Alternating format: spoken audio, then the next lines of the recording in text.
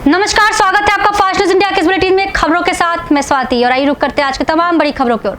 तो सबसे पहले खबर यूपी से।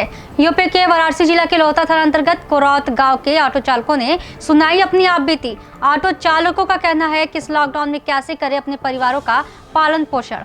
देखिए कोरौत से आलोक कुमार गुप्ता की रिपोर्ट।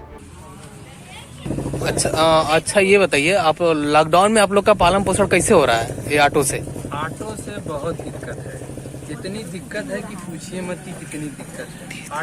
ऑटो एकदम चल नहीं रही है। ऑटो के लिए एकदम परेशान है हम लोग, सवारी निकल नहीं रही है। और उसके बाद और बनारस में ट्रेन भी नहीं चल रही है, तो सवारी कहाँ से आएगी? सवारी आएगी नहीं तो ऑटो चलेगी नहीं, ऑटो चलेगी नहीं तो गाड़ी की किस्त भी नहीं डाल पा रहे हैं।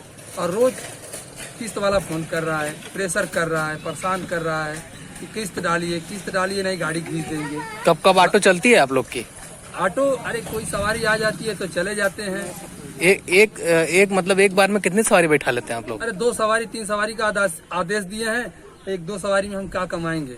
और सवारी से बेसी पैसा मांगो तो वो कहता है कि भैया हम पैसा हम कमाई नहीं तो दें कहाँ से?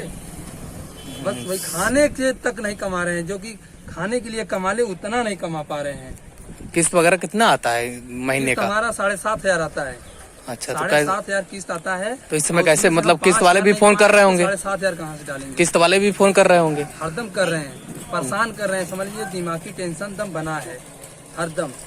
कहीं भी रहो पहले किस्त, अगर किस्त किसी का कर्जा हो, अगर वो फोन करेगा आपको तो आपका दिमागी टेंशन जरूर बन जाएगा। तो आज तो बंदी है, आज तो ऑटो चल नहीं रहा होगा। नहीं, आज तो ईद है, हाँ। कल भी बंद रहेगी, मंडे को भी बंद रहेगी। तो बंदी 3-4 मंगल बंदी है। मतलब मिला जुला के आप लोग का एकदम बेकार हाल है। एकदम बेकार हालत है। समझ लीजिए कि हम लोग किस्त दम डाल नहीं सकते।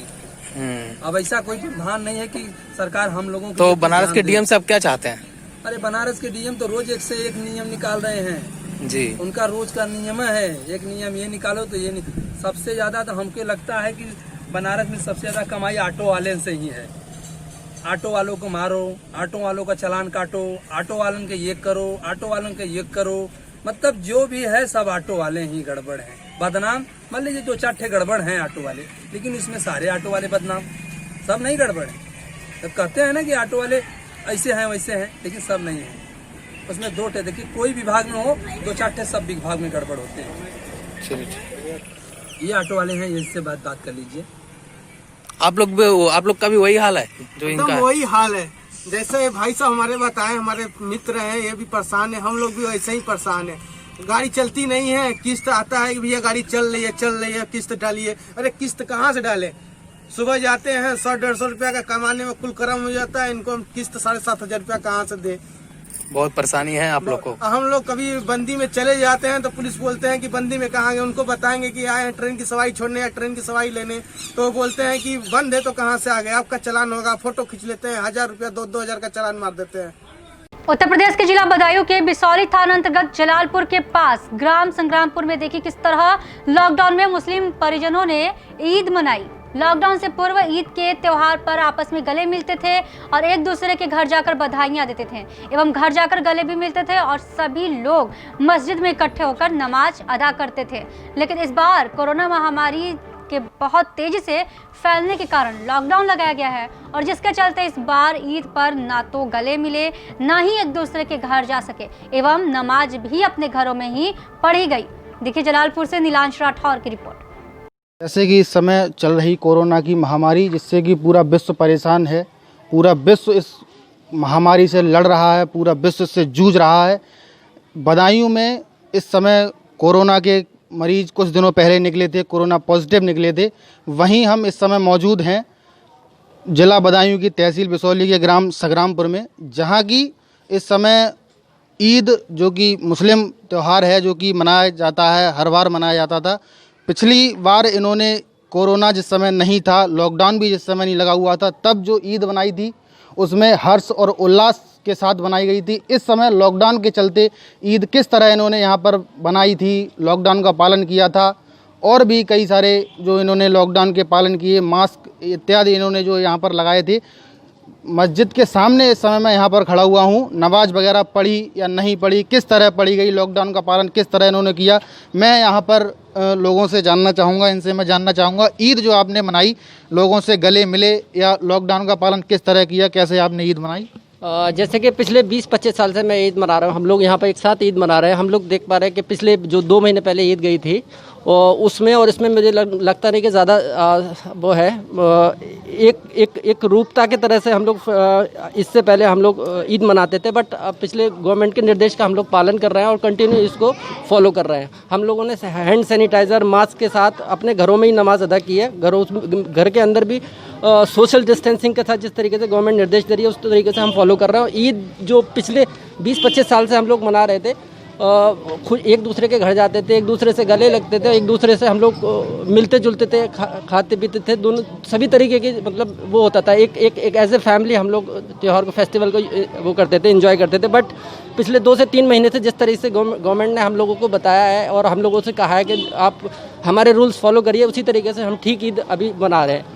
घर के अंदर ही हम लोग अपने एंजॉय कर रहे हैं, बट हम लोग किसी से मिलने नहीं जा रहे, ना ही किसी को बुला रहे हैं अपने यहाँ पे। पहले आप लोग जब ईद मनाते थे तो आप लोगों से गले मिलते थे, अपने आपस में गले मिलते थे। इस बार आपने गले वगैरह लोगों के घर जाके मिले या नहीं मिले? नहीं, बिल्कुल इस तरीके का कुछ भी नहीं था। लोग घरों में ही हैं अपने, और अपने घरों में ही अपने फैमिली के साथ एंजॉय कर रहे हैं, ईद का फेस्टिवल मना रहे हैं। आप जो पहले सामूहिक नमाज पढ़ी जाती थी, जो कि मस्जिद में जाकर आप लोग पढ़ते थे, वो इस समय आपने क्या किया, नमाज पढ़ी? हमने बिल्कुल हम लोगों ने बिल्कुल मस्जिद या फिर ईदगाह में नमाज अदा नहीं की है। इस बार हम लोगों ने अपने सिंगल इंडिविजुअली घर में अपने एक इंडिविजुअली नमाज वो की है, अदा की है। इन्होंने बताया कि लॉकडाउन का पूर्ण रूप से संग्रामपुर में पालन किया गया। इन लोगों ने ईद लॉकडाउन के चलते ही मनाई, किसी के घर जाकर या भीड़ भाड़ लगाकर ईद में कोई हर्ष और उल्लास का काम इन्होंने नहीं किया। मस्जिद के सामने मैं खड़ा हुआ हूँ। यहाँ पर हमारी फास्ट न्यूज़ इंडिया की टीम आई है। कैमरा पर्सन विशाल शर्मा के साथ मैं Nilansh Rathore, fast news India, Budaun से। उत्तराखंड के जिला उधम सिंह नगर के बाजपुर में जहां पूरा देश कोरोना वायरस जैसी महामारी से जंग लड़ रहा है, तो वहीं बाजपुर के 2 गांवों में महाभारत देखने को भी मिला है। जी हां, बाजपुर के गांव टांडा अमीचंद में बच्चों के मामूली विवाद को लेकर 2 पक्षों में कहासुनी हो गई, जिसके बाद कहासुनी खूनी संघर्ष में बदल गई और जिसके चलते दोनों पक्षों के लोगों ने एक दूसरे पर लाठी डंडों से हमला बोल दिया। जी हां, जिसमें आधा दर्जन से अधिक लोग घायल हो गए। वहीं ग्राम कनोरा में रास्ते को लेकर 2 पक्षों में विवाद हो गया, जिसमें भी जमकर मारपीट हुई। घटना में करीब 4 लोग घायल हो गए। दोनों गांव के विवाद के बाद घायलों को उपचार के लिए सामुदायिक स्वास्थ्य केंद्र लाया गया, जहां चिकित्सकों द्वारा घायलों का उपचार करने रुद्रपुर रेफर कर दिया गया है। तो वहीं घटना की सूचना मिलते ही पुलिस मौके पर पहुंच गई और मामले की जाँच शुरू कर दी है। देखिए बाजपुर से मोहम्मद शहीद की रिपोर्ट। घर को अपने हमारे हाथ में कुछ चीज़ नहीं था, बच्चों को बस साफ करके घर ले जाना, अपने घर चल रहे। हम रास्ता हमारा इसके प्रधान घर के सामने कोई ऐसी था। इन्होंने सारे ने मिलकर हमला करा हम पे। हमें यानी कि हम पे कुछ होता था मिलकर मारते, हम पे था ही नहीं कुछ। इन्होंने सीधा इनके बरसाव चालू कर दिया जी। कितने लोगों की चोट? 4-5 लोगों की चोट आई है, जिसमें इनका परिवार हमारा 4 ही बाप बेटे 4 ही थे। सारे जो सलाह कर रखी थी हमें मारने की। पिस्तौल था, मैंने मेरा लड़का को बचाया, भाग के हमने दोनों बेटों ने जान बचाई अपनी। तो फिर भी मेरा हाथ में उन्होंने पता नहीं डंडा था या क्या मारा उन्होंने मेरा हाथ। आपके कपड़े कैसे पड़े? 3 ने फाड़े हैं, विकास ने फाड़े हैं और उसने परवेश ने फाड़े हैं। एक उसने क्या नाम है उसका, बड़े वाले लड़के का धोती के उसके बड़े फाड़े हैं और एक सुमित ने फाड़े हैं। ठीक है। तो गाली देने लगा, तो मैंने गाली क्यों दे रहे हो, लेकिन बात खत्म हुई तो उसका दोनों बेटे सूरज और होती मुझे मारने लगे। मैंने अपने भाई को फ़ोन करा, मैंने बुलाया ऐसे बात होगी, तो उसने डांट के मुझे भेजा घर वापस।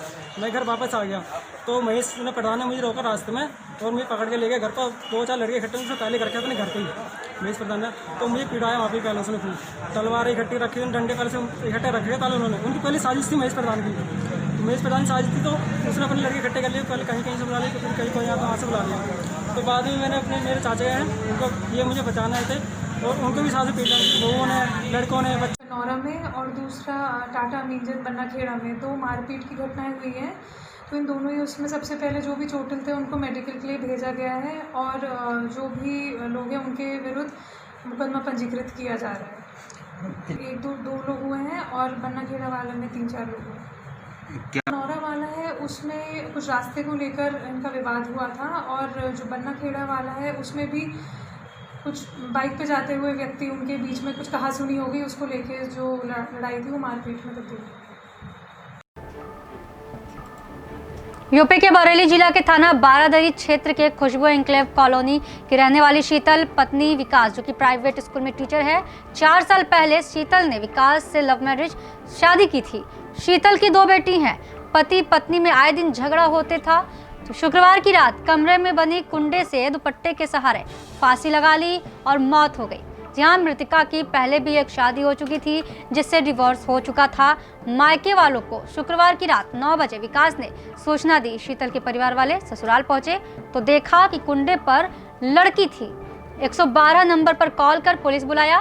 पुलिस ने शव को अपने कब्जे में ले लिया और शव का पोस्टमार्टम हाउस भेज दिया। मृतक के पिता का आरोप कि मेरी बेटी बहुत अच्छे संस्कार की थी, वह प्राइवेट स्कूल में पढ़ाने जाया करती थी, अपना खर्च स्वयं चलाया करती थी। मेरी बेटी की उसके पति व ससुराल वालों ने मिलकर उसकी हत्या कर दी। मृतक का पति फरार है। देखिए बरेली से शाहबाज बेग की रिपोर्ट। मेरा नाम ऋषिपाल है।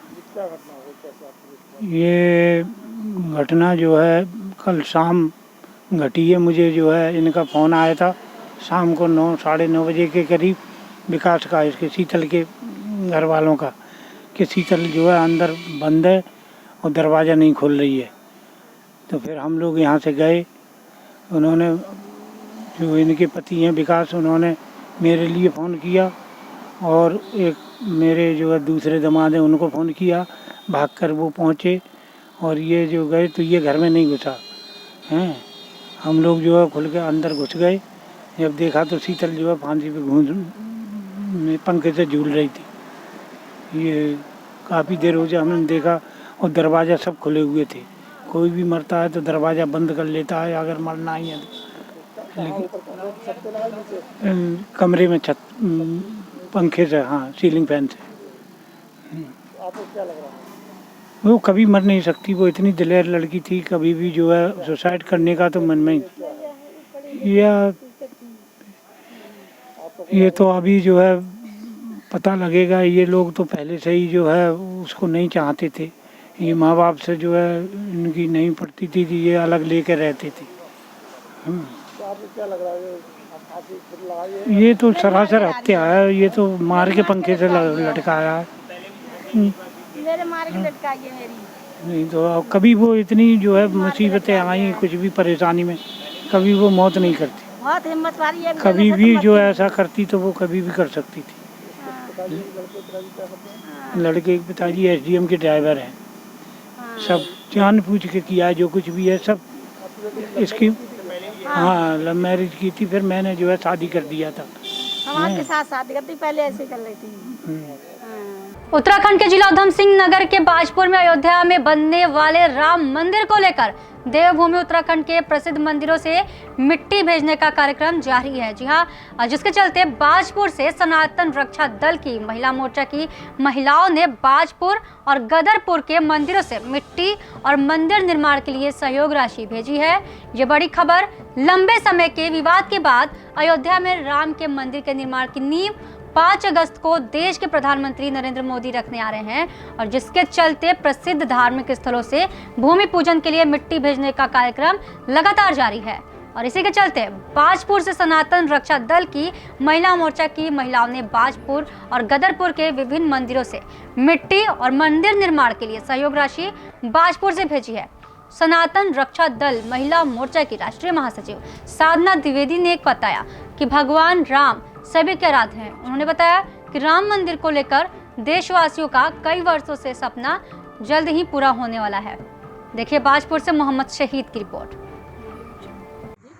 हमारी सनातन रक्षा दल की जैसे पदाधिकारी कार्यकारी सदस्य हैं, तो हम लोग अयोध्या मंदिर निर्माण में अपना यहाँ का जन्म मतलब उत्तराखंड जो हमारा ये देवनगरी है, वहाँ से हम लोग कुछ मिट्टी भेजना चाहते हैं। जैसे जगह जगह की मिट्टी हम गदरपुर ब्लॉक से भी आई है, 5-6 जगह से मिट्टी आई है। तो हम अपने आराध्य देव हमारे श्री राम जी हमारे पूजनी हैं, हमारे बंदनी हैं, तो हम उनकी सेवा के लिए कुछ यहाँ से मिट्टी और अपने कुछ पैसे से सहयोग करना चाहते हैं। गदरपुर से सनातन मंदिर से, यूपी में पड़ता है पिपली बाल सुंदरी का मंदिर, वहाँ से, और एक दुर्गा मंदिर है, कालिका मंदिर है, 5 जगह से प्रसिद्ध मंदिरों से हम लोग मिट्टी लेके आए हैं वहाँ भगवान के नींव में डालने के लिए। और कितनी है दक्षिणा है 6,500। तो थे अभी के समाचार, आगे कुछ खास खबरों के लिए बने रहिए फास्ट न्यूज इंडिया के साथ। धन्यवाद।